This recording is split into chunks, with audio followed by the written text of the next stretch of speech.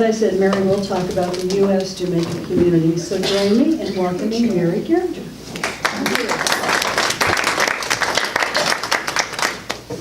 I really don't have to do this for most of the sisters. You can come up here and do this.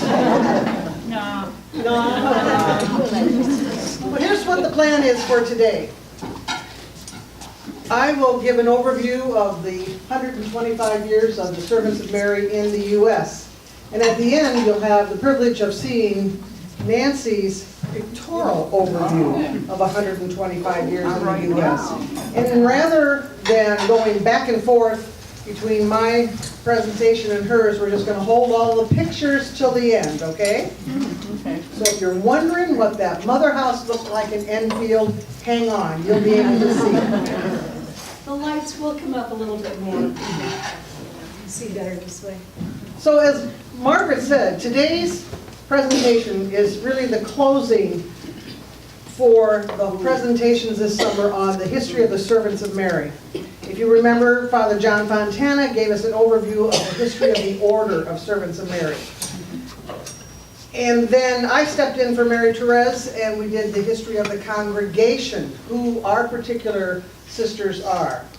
Lisa gave a wonderful overview of what the associate program is. And now today, my task is to give an overview of the Servants of Mary U.S. Jamaica community. And we obviously haven't always been called that, but that's who we are today. There we go. In our constitutions, it states, "We reach out to people of the developing nations by committing ourselves to our missions, supporting them by prayer and personnel, and by material help." Now obviously, those words of the Constitution were written much later than when we first came to the United States in 1918. Excuse me. That was Omaha, sorry. We came much before that time. Anyway, the whole concept was the same though. We don't tend to think of the U.S. as a developing nation, but when we came, we joined many, many religious communities who came from their countries in Europe and around those areas to help the immigrant church in the United States, and that's exactly what we were doing. So, in 1892, two sisters, Sisters Ignatia and Bernadine, asked the Prioress General if they could come to America to do some family business. Now, I never heard what the family business was. I think they just wanted to travel. Well, when it says, oh, they thought they'd stop off here and there. You know, how when the European sisters come over here and say, oh, could we go see Disney World? And then could we go see New York City? And we say, do you have any concept about how big we are?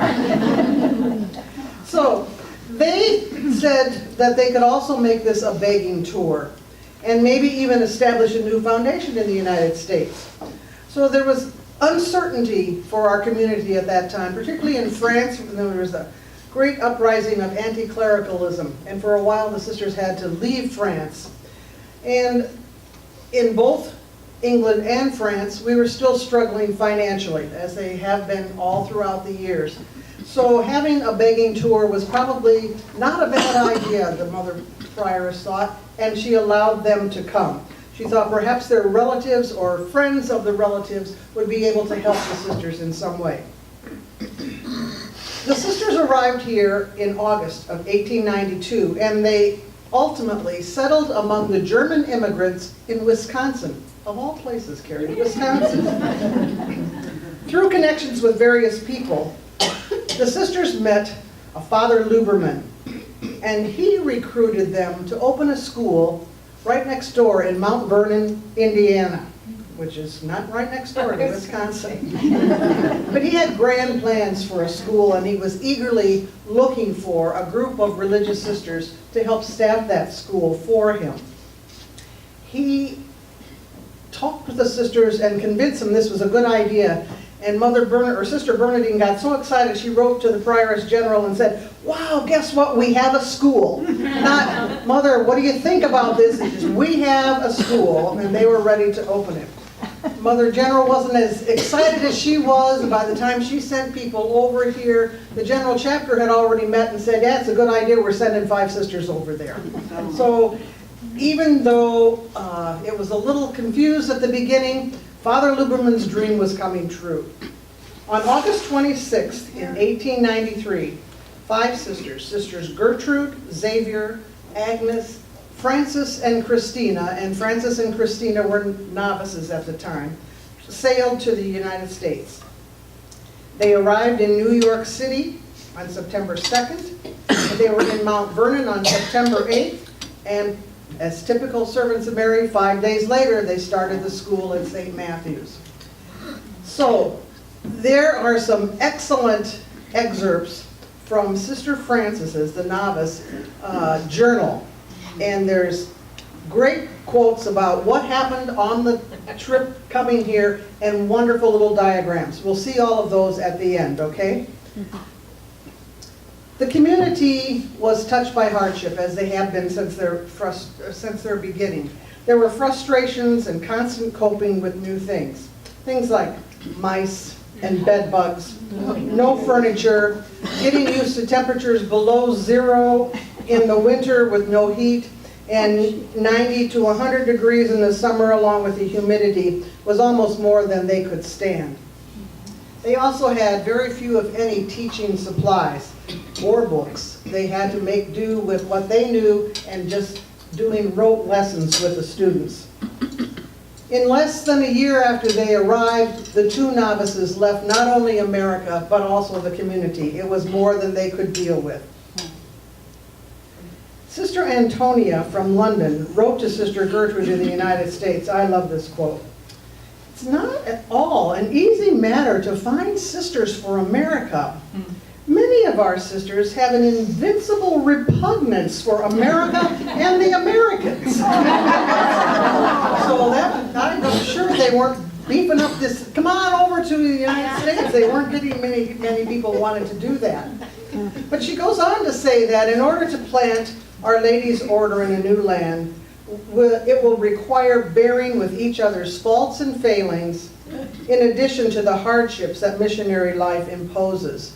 And that's true in any community. We talked about that all the way back to Couve, when the sisters were not having trouble getting along with each other. How do you live with all those women, you know? So gradually, the Mount Vernon community became known as Our Lady of Sorrows community. It was Our Lady of the Dolors, but the Americans thought that meant dollars, and that was not going over very well. So they changed it to Our Lady of Sorrows. You recognize that name? What building are we in right now? Our Lady of Sorrows.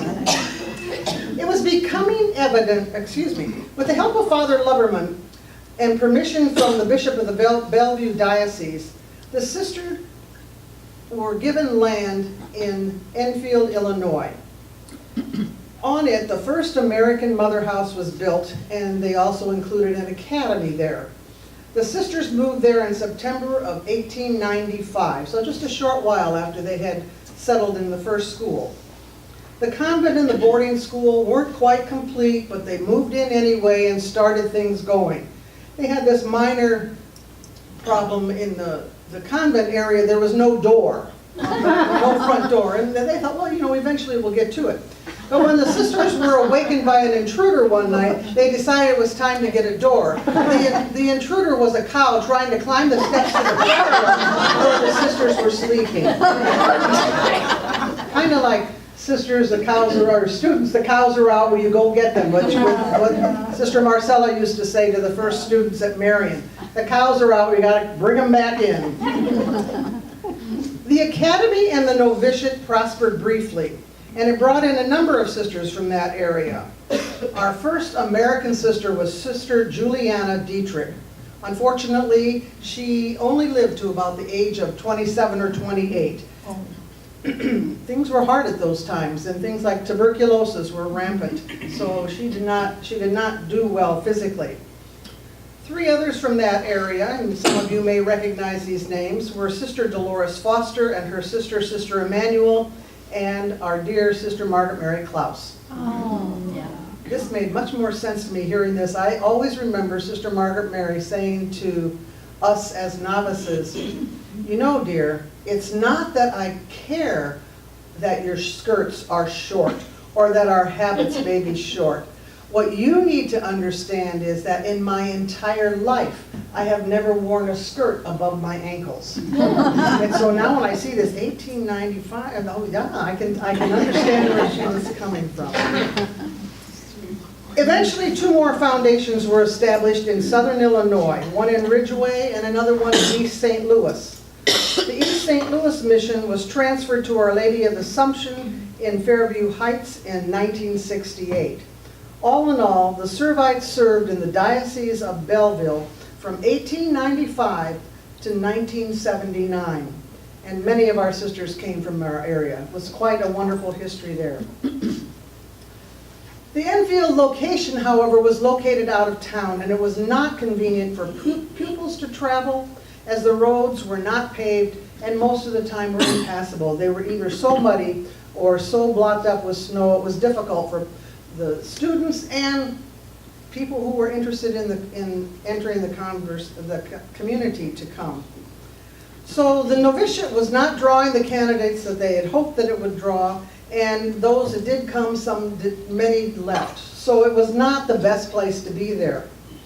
In the early 1900s, the Bishop of Belleville recognized the problems that the sisters were having, and he encouraged them to accept an invitation that they had received to start a school in Iowa, and he encouraged them to move their novitiate to Iowa.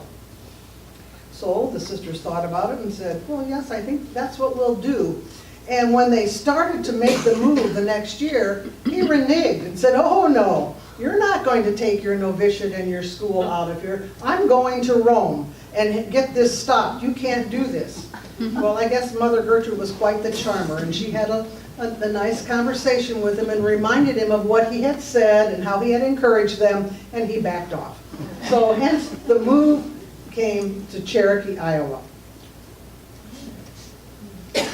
This happened when the sisters moved into their new home in Cherokee on December 8th, 1908. They often did their big moves on a feast day. Immaculate Conception School, how appropriate, was operated by the sisters in their convent for over a period of 5 years until a parish school could be built. So again, they were living in the school and working in the school until a proper school could be built. In 1913, the sisters added 2 more wings to the first unit of Mount St. Mary, and then opened a private boarding school and academy there also. And you'll see from the pictures, it was quite an extensive property that they had.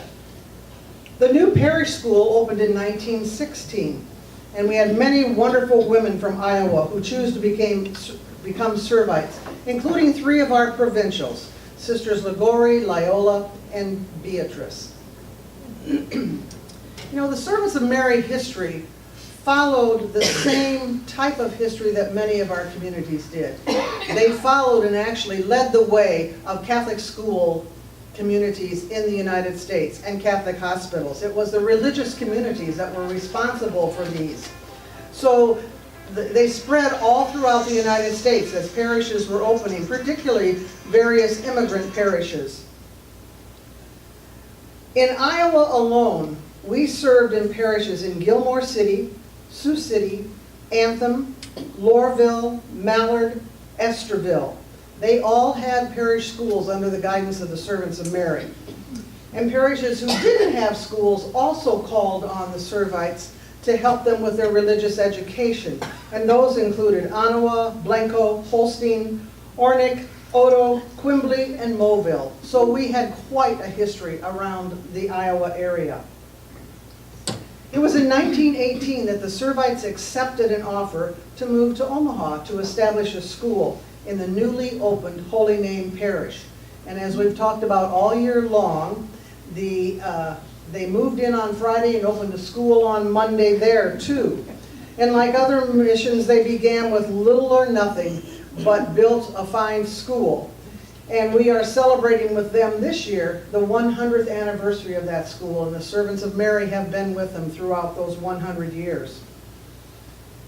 The Servite Friars requested our presence in the Denver area, and sisters moved there in 1920 to work at Assumption Parish in Welby, then at Our Lady of Mount Carmel Parish in Denver.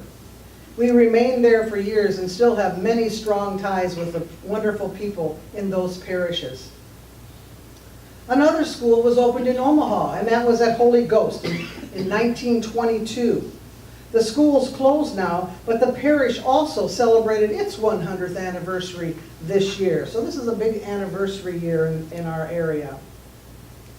It was soon becoming evident that Cherokee was not the best location for the community mother house in Novitiate.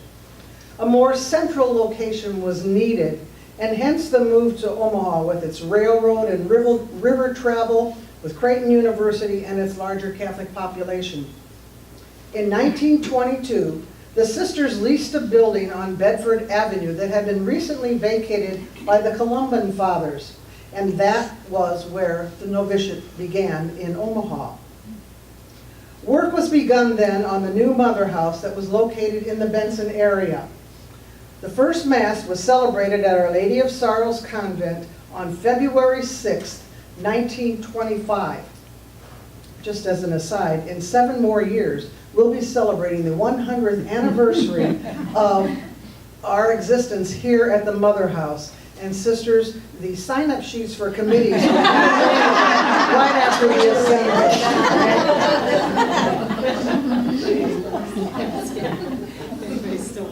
Yes. As the school system grew throughout the country, so did our ministry. An invitation to minister in Messina, New York was accepted in 1929, and the sisters went to St. Mary's Parish and then to Sacred Heart Parish in 1931. Holy Family High School opened there in 1961, and sisters have served there too. Both St. Mary's and Holy Family schools have closed, and the Sacred Heart School merged with other Catholic schools to become Trinity School in that area.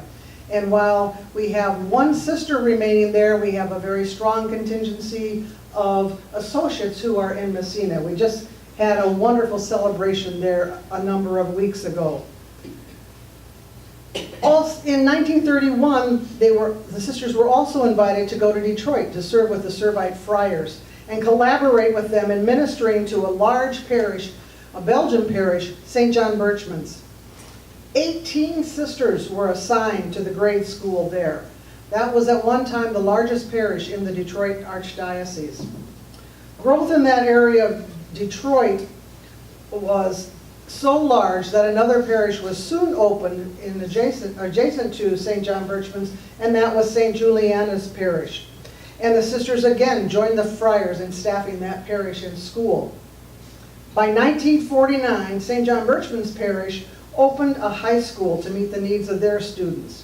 Servite High School had as many as 15 teachers teaching there at one time. The teachers from the grade school, St. John Birchmans, and the high school lived in a large convent across the street from the schools.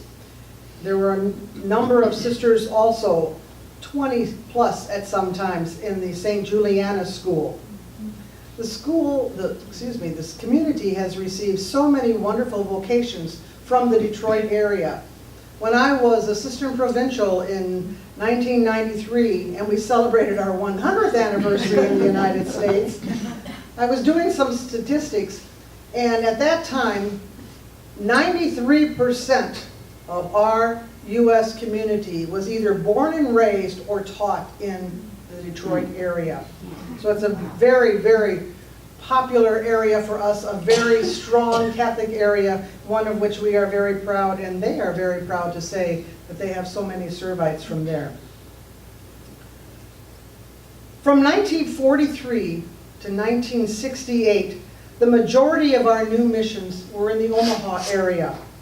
The sisters accepted invitations to staff St. Rose School in 1943, St. Benedict the Moor Parish in 1946. In the 50s, with the baby boom and the rapid growth of new parishes around the diocese, the Servites opened schools at Christ the King, Pius X, which later became St. Pius Leo School. That was in 1954. In 1965, we opened St. James School which later became St. James Seton School. And many of our sisters have served, and some are still in these parishes today. It was in the mid-50s that our novitiate also grew. The mother house was becoming too small for the number of sisters that were entering. A new addition was built along with the first wing of Marian High School, the only school we founded ourselves. Like many of our early missions, the sisters administered, staffed, financed, and cleaned the building. Little did we dream that Marian would become the gem that it is today. Excuse me. Document Perfecte Caritatis that stated that the religious communities were to do an up-to-date renewal, returning to the spirit and aims of each founder. Along with this, communities were to see that their members have a proper understanding of people, of the conditions of the times, and the needs of the church. This to the end that making wise judgments about the contemporary world in light of faith and burning with the apostolic zeal, they may be able to help people more effectively. So while the servants of Mary were taking that into consideration, they also decided that we could expand. As I said in a recent letter, we didn't give up teaching. When a sister retired from active duty in the classroom, it was because she no longer had the energy to deal with a classroom full of students and all that went along with that, or that she felt her gifts were calling her in another direction. It didn't necessarily mean that she wasn't capable of going on and doing something else that met her particular gifts and skills. And hence, we have all the variety of ministries in which our sisters are serving today and have over the last number of years. Some of the early people that started doing changing ministries were Sister Germaine Burkhardt, who pioneered in campus ministry, working at Radford College in Virginia and then later in Florida. Sister Catherine Hurley and Sister Mary Walling were working among the poor in the hollers in Kentucky, a ministry that lasted for many years and involved quite a number of our sisters.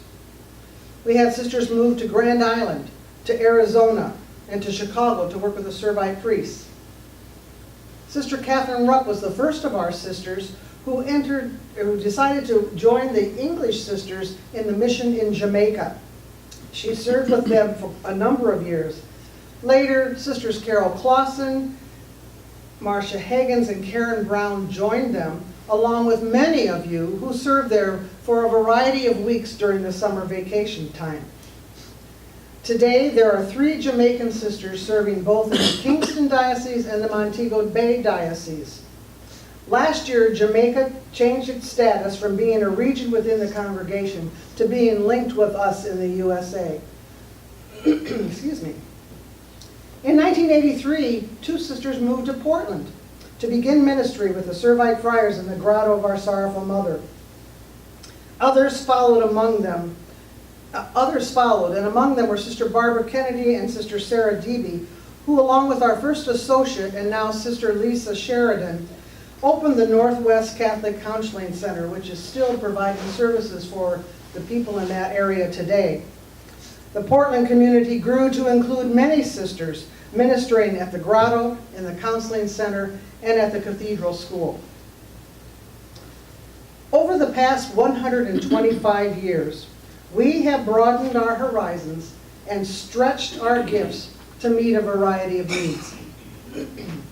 We've been involved in classroom teaching, school administration, religious education, music ministry, all types of pastoral ministry in parishes and hospitals, food pantries, shelters, human trafficking coalition, diocesan and archdiocesan ministries such as communications, religious education, family life, marriage tribunal, school office. We've worked in healthcare, doing research, nursing, chaplaincy, caring for the elderly, including our own sisters. We've been involved in retreat work and spiritual directed. We've worked with those with special needs, worked with those on the Indian reservations, Head Start programs, programs for women who are leaving jail or prison, the Goodwill, Literacy Centers, St. Vincent de Paul, and the American Red Cross, and more. We also began an associate program, the St. Peregrine Ministry, Grief Work Ministry, and now we're ministering with our new neighbors at Sheltering Tree. Many of our Omaha sisters are actively involved in a variety of activities through the Servite Connections Committee at Marion. Ever present with all of us is the ministry of prayer. So many people around the country depend on our prayer. This is really evident from the recent 125 days of prayer that marked our anniversary year, and how many requests we got from all over the United States, some from outside of the United States. It's also very obvious in all of the people that contact us continually to be included in the St. Peregrine prayer community. Throughout our time in the U.S., there were, of course, many structural changes in the makeup of our community. We began as missionaries in a foreign land. Our religious superiors were appointed by the Prioress General in England. We eventually became a province, but it wasn't until 1968 that we were able to choose our own provincial. Constitutions were written and rewritten. There was the pink copy and the blue copy and the yellow copy. And sisters worked for years on constitutions committees. The last edition was approved by Rome in 1985, and the most current edition was approved in 2016, and that outlined the latest government structure for our congregation. We recognize now, probably more than before, that we are definitely an integral part of the global society, both in our congregation and in society at large.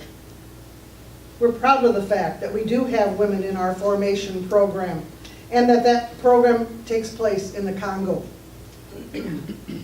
We're eager to exchange ideas and hopes and dreams with our sisters who are coming with us, beginning at midnight tonight, within the next week or so for our first international assembly. For the past few years, religious life has been in a state of transition. We ourselves spent time studying the Theory U and using it to help to redefine our structure. We recognize that we cannot sit and wait for something new to happen. We must enflesh the gospel message and continue to go forth to the world to proclaim the gospel to all people.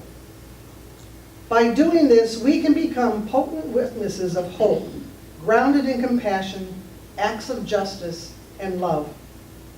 This is what we have been doing, and this is what we will continue to do as individuals and as a community. I came across this quote the other day in Anthony Gritton's book, Courage and Convictions, and he states, "Transformation is a radical change, fundamental, foundational, and reaching down to its roots. It is an immensely powerful process of conversion, whereby an original reality becomes something new, something staggering, different, and often unrecognizable." And there it is. That's what he said. And I repeat this that I gave to you the last time from Pope Francis' recent exhortation. "The Lord will bring your mission to fulfillment despite your mistakes and missteps, provided that you do not abandon the path of love, but remain ever open to his supernatural grace, which purifies and enlightens." From the time of the 7 founders climbing the mountain of Scenario to today here in the Servite Center, the servants of Mary have overcome many hardships, many missteps, many new ministries, many times when they said we couldn't possibly do this, and yet 3 days later opened a school, or 5 days later started this, or through the work of a committee, started the St. Peregrine program, etc., etc. And that's because, as I said before, of the key focus of to what are we called, how am I individually called, how am I part of a total community, and what do we see as our role in life of spreading that gospel. And so I end again with the Native American blessing that I shared with you the last time. Let us give thanks for the unknown blessings that are already on their way.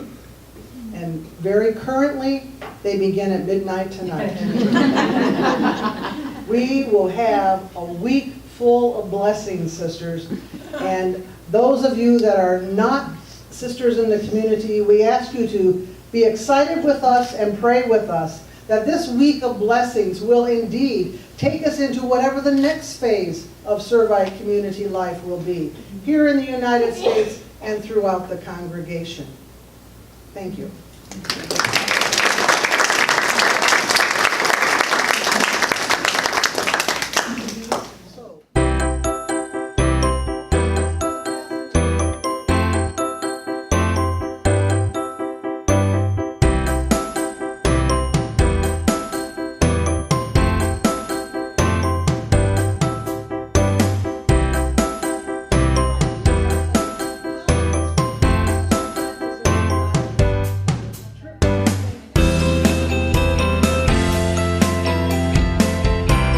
Southampton to America. It's a witty account of the travels made by the sisters who were to establish the permanent mission of the Servants of Mary in the United States.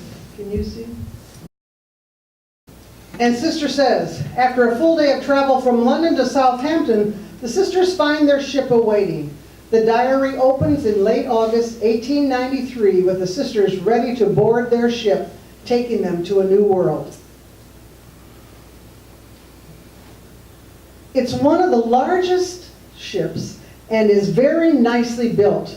The only objection being that the cabins are very badly ventilated and much too hot. We have the use of half of the top deck and the first class passengers the other half. There are 1,360 on board without the crew. After 2 days into travel, Sister says, Sister Xavier felt slightly dizzy. Mother Prioress went up to the deck for a short time, but ere long returned and turned in with great speed. Sister Frances turned out next, but also went to bed in about 5 minutes. Sister Agnes could not move. Sister Christina did not feel queer until dinner time, and then she felt resurrecting commencing, and so decamped. We all stayed in bed except Sister Xavier and Christina, and the stewardesses came and brought us beef tea and biscuits. And you can see the sister tilting as she's walking away. Then when they landed, each passenger got to stand under the initial letter of his name, but we didn't know under which initial we were, so we stood under S for Servite Sister, and putting down our baskets, we sat on them, awaiting the arrival of our boxes. And there they all are, sitting there waiting. Then they traveled by train. In this country, all the train engines don't give the good old English shriek, but a smuggled kind of noise like the death groan of an elephant. How many times have you heard that? Yeah. As soon as we began to go at a good pace, the dust and cinders flew into the window in clouds, so that by the next day we were frightful to behold. They finally arrived in Mount Vernon, Indiana. The kitchen is inhabited by black beetles, so the cook won't want for company. We went to bed. No sooner were we settled that the delightful music greeted our ears, and in a little time the mosquitoes held a banquet on us and very much disturbed our peaceful slumber. In the morning we all appeared showing various strange configurations on our surface. Then she says, we rose this morning at 6, went to St. Matthew's Church and made our meditation at 7, had Mass and Holy Communion at 7:30, after which we breakfasted on beefsteak, American coffee, and iced water in the priest's house. At present, we are busy cleaning up. We have just had our dinner at the priest's, and it was mutton, turnips, potatoes, and butter. And there they are, she's sleeping with the mosquitoes. We surveyed the school after dinner and are very well satisfied with the inside, except that everything is very dirty. Deo gratias. And I don't know why she said that after saying it was very dirty.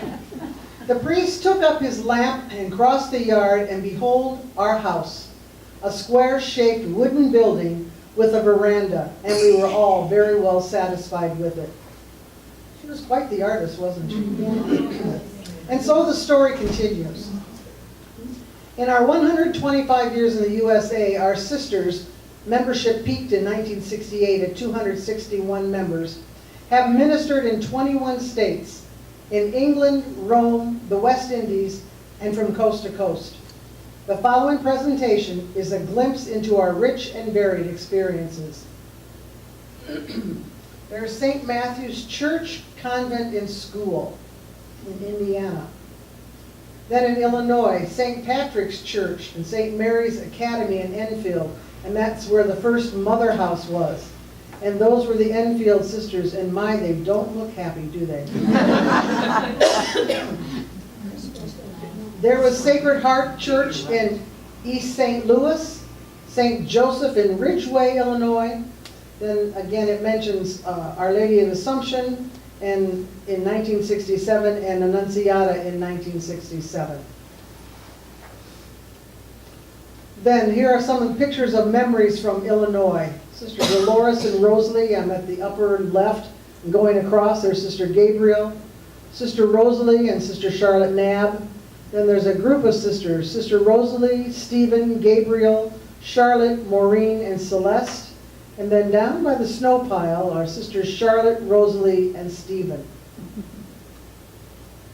Then the move into Iowa in 1907. There's a picture of St. Joseph's in Salix, St. Mary's in Cherokee, then below the IC Convent and School in Sioux City, and then the first convent in Sioux City on Alice Street.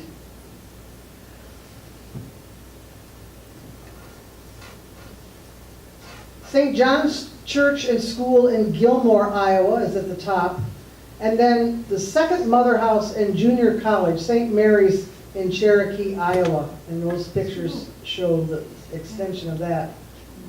Then it lists the other places where we were in Iowa. Pictures of Heelan Convent and Heelan High School in Sioux City. Sisters Maurice, Jackie, and Beverly at St. Mary's in Auburn. Then the lower left is the Emmaus House Retreat Center where Charlotte worked. There's Sister Joyce Rupp, who lives in Des Moines, and the picture of the Marriage Tribunal where Sister Camilla worked for years. There's a picture of the Immaculate Conception Sioux City group on a number of different occasions, and then students in Cherokee, Iowa. And here's various shots of Immaculate Conception throughout the years. Many of you will find yourself in those pictures. There's a cemetery in Cherokee where a number of our sisters are buried.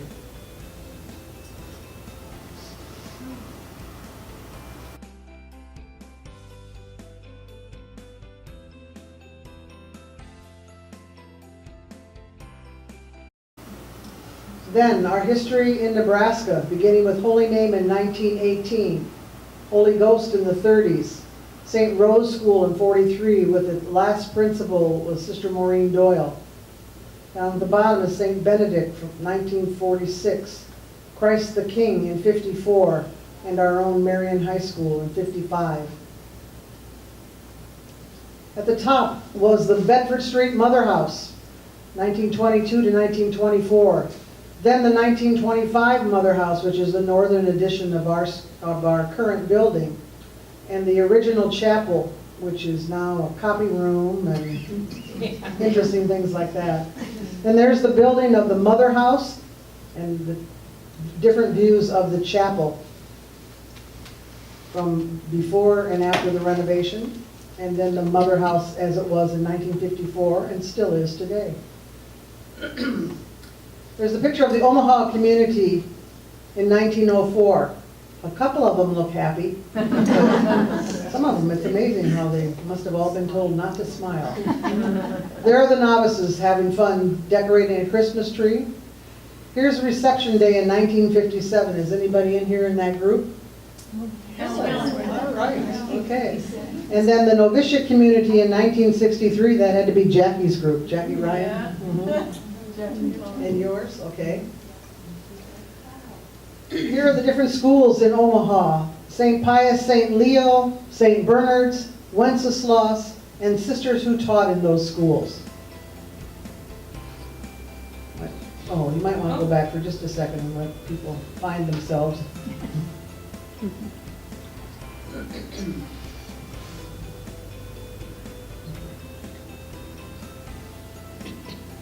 And these are the different types of things that we have been doing to expand our horizons.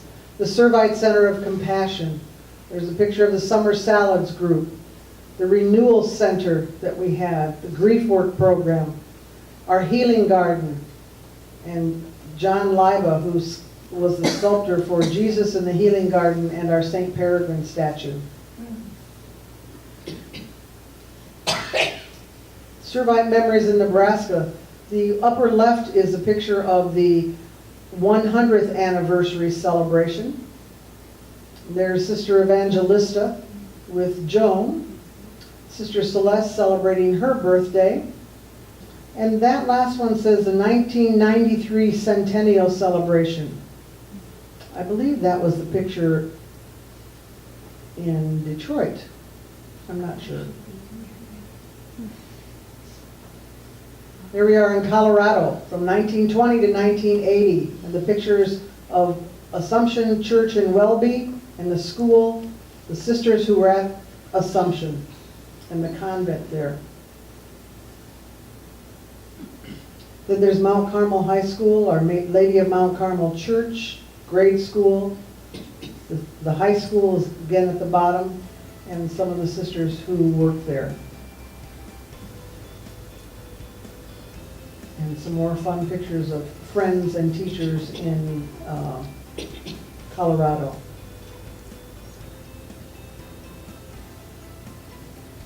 New York in 1929. There are the sisters just sitting by the lake, having a good time. Sacred Heart Convent and School. Maple Sugar Time. How many had to do springtime in Messina when you were in the novitiate? Anybody have to do that? How many got to be the sap? Okay. There's Holy Family High School, Holy Family Convent, and then Sister Doris there at the end. And fond memories of New York. There was a Servite Institute picture from 1986, the different Messina communities. And remember the bus trip to Messina for the 50th anniversary? A number of you were on that. And then those sisters at the bottom are Messina natives. How many here in the room are a Messina native? Anybody in here now? There's one. Okay, two, all right. Michigan, 1931, St. John Birchman's grade school. The original convent, and then the 1950s convent. Servite High School in 49. And the Sisters at St. John's, a picture from 1933. Unfortunately, the whole St. John's should be demolished. It's totally devastated, except for the convent area. There's Sister Margaret Roach, Sister Beata. There I am with my dear great aunt, Sister Mary Dolers, on her Aunt Jubilee in Detroit. Sisters Vincent Dolores and Barb Loomis. Sister Juliana and Winifred doing the dishes. Sister Mary Hildegard. And at one of our gatherings here in Omaha, they took a picture of anyone who taught at St. John Birchman's.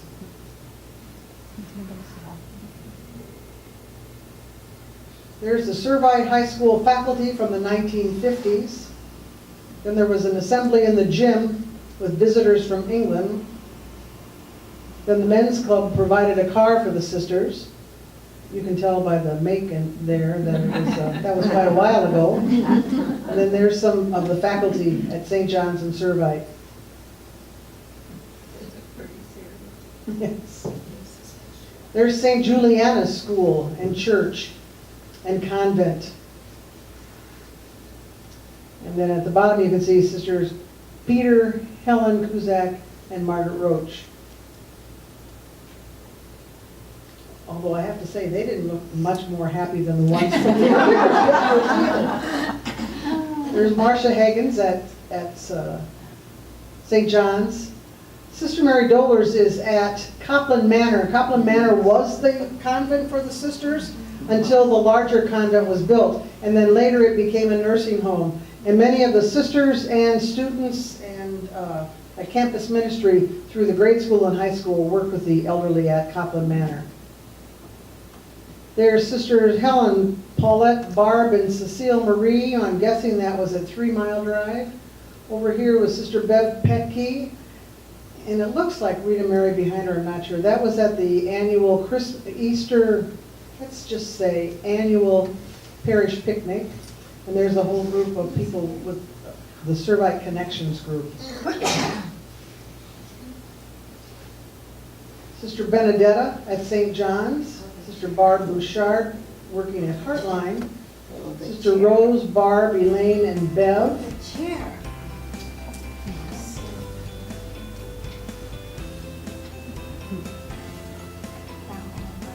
And there's a group from St. John's, and then Kathy Payne. Kathy works in Petoskey, Michigan. Kentucky, from 1973 to 1987. Here's Sister Kathleen Hurley in Lexington. You see Sister Esther in Harlan. Kathy Avery worked in Pikesville, Kentucky. And that's their house there in Pikesville. They worked there for quite some time among the extremely poor. Jamaica, West Indies. You have Marcia and then Karen, who shook the hand of the Pope. And she'll let you shake her hand if you ask her. Shake the hand that shook the hand. There's Sister Christina, Sister Carol Clausen. They love Sister Carol Clausen. I'm in that last picture down there, and any time that I've been down there, they always ask particularly about Carol. There's some pictures of various events that have taken place in Jamaica.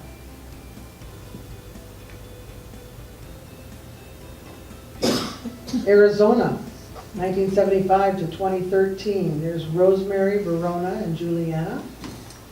And Anne and Rosemary, Verona, and Suzanne. Ginny and Verona, Helen and Zita, Margaret, Verona, Joan, and Helen. And this was when, was it like a Servite Institute? Yes. In Arizona.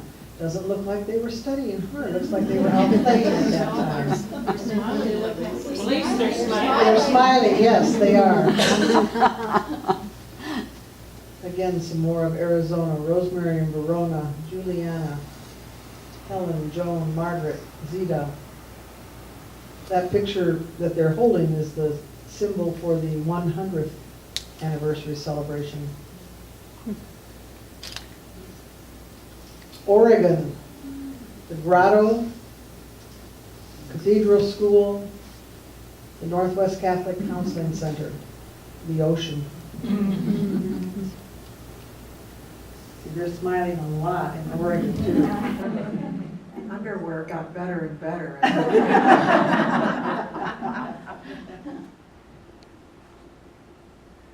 The other states in which Servite sisters have served include Missouri, Minnesota, New Jersey, North Carolina, Maryland, Washington, New Mexico, Wisconsin, Texas, South Dakota, and Kansas. Servite leadership, Mother Mary Gertrude from 1893 to 1926, Mother Mary Aloysia, 1826 to 1938, Mother Mary Emanuel, 38 to 48, Mother Mary Liguori, 48 to 54. Mother Mary Loyola, 54 to 60.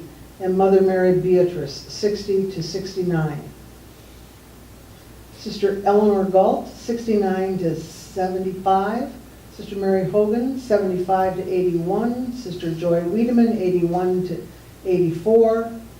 And her council was the first discerned council, and we have done discernment ever since, as opposed to straight election. Then there was Sister Pat Kowalski, 84 to 90, and there's pictures of her council.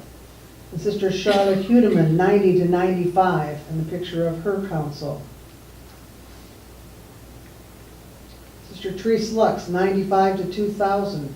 Jean Ann Morrow, 2000 to 2005. Ginny Silvestri, 2005 to 2010. And then pictures of various councils. Then Mary Geringer, I was provincial from 2010 to 2014, and then now serve as prioress. On the general level, on the congregational level, Sister Mary Alice Haley served as our General Superior from 1981 through 1992. We had counselors from the United States, and they included Sister Maria Dolorada from 69 to 75, Margaret Giroux from 75 to 81, Catherine Rupp from 92 to 98, Mary Lefevre from 98 to 2004, Charlotte from 04 to 09, Lisa from 09 to 14, and I serve now and have since 2014.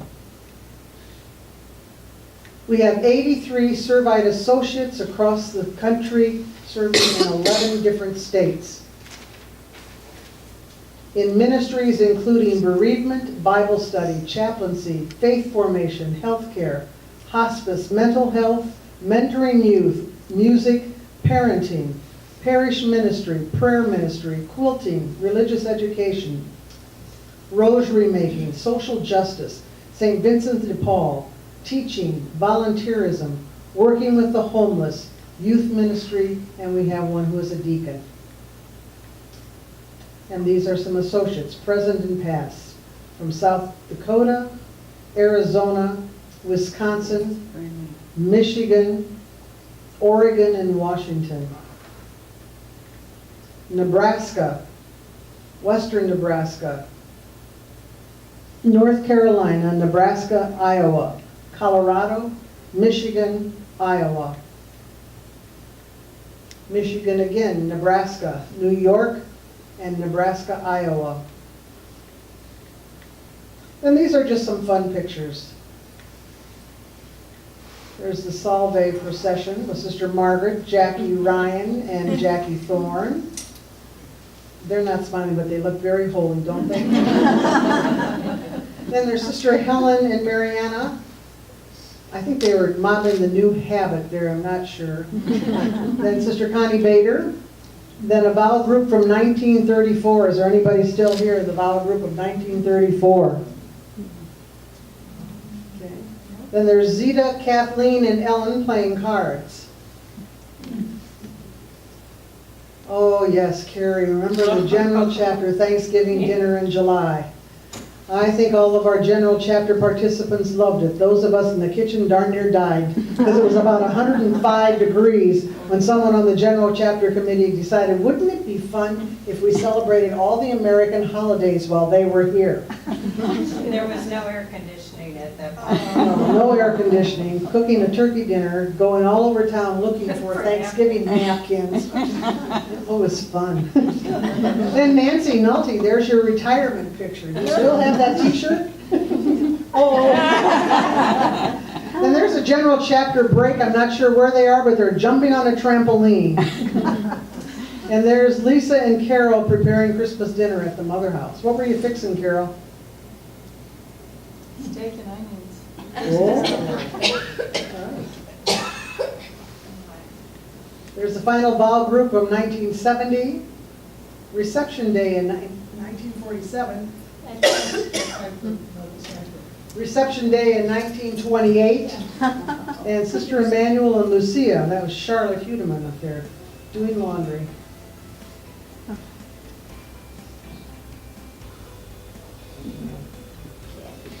Look at Eleanor and Adolorada dancing their way there. Jan Mersick, Sister Jan Mersick.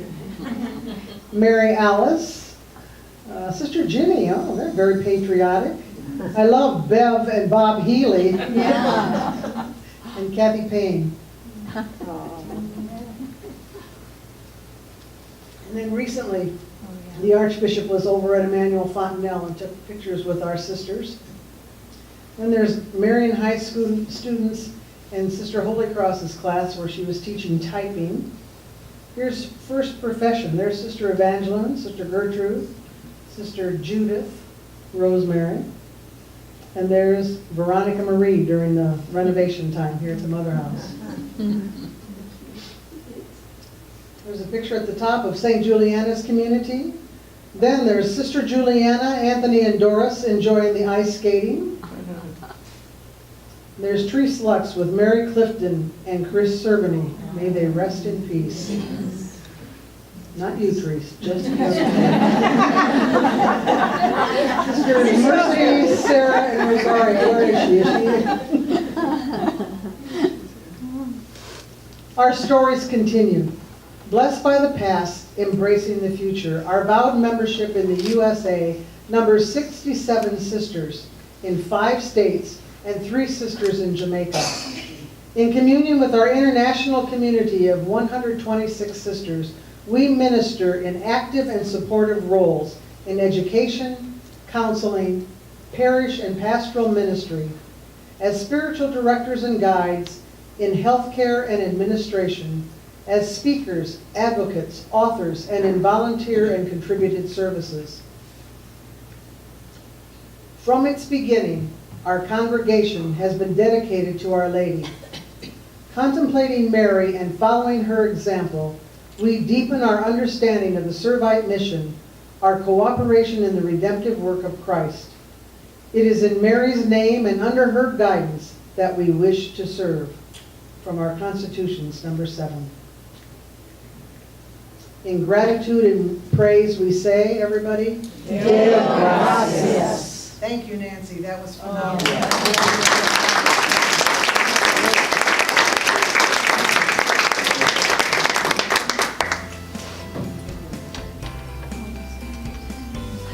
Thank you.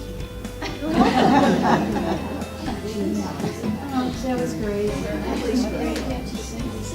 was kind of fun, wasn't it? That was wonderful. Thank you very much. And you know, really, thank all of you too for being here, because this is how, you know, you help us celebrate our wonderful anniversary, and we do appreciate that very much.